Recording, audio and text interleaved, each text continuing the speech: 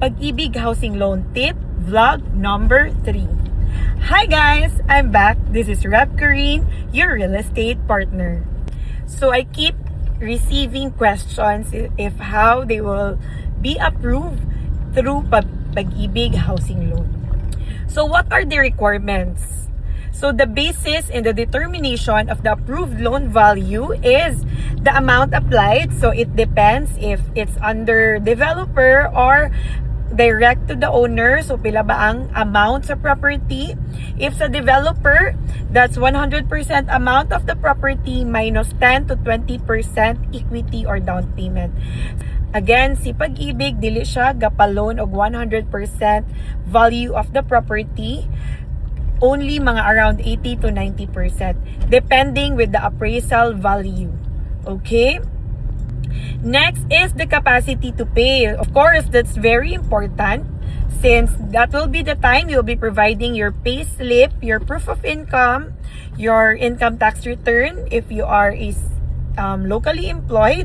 For self-employed, you'll be needing your income tax return with financial statement and business permit. And for OFW, lang yapon, payslip, certificate of employment, job contract, and we are also open for online workers. Next is loan to collateral ratio. Is that mo na siya ang property title. So mo na imong collateral.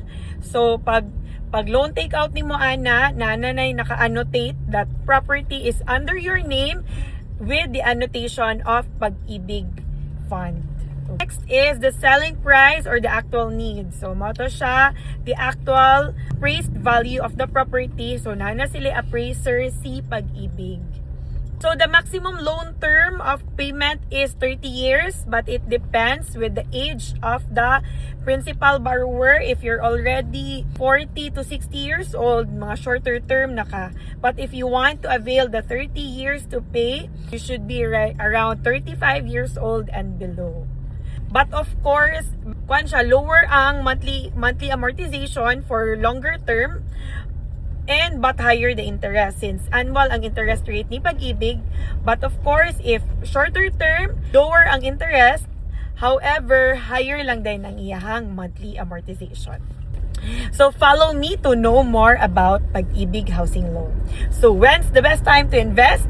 It's now. Bye!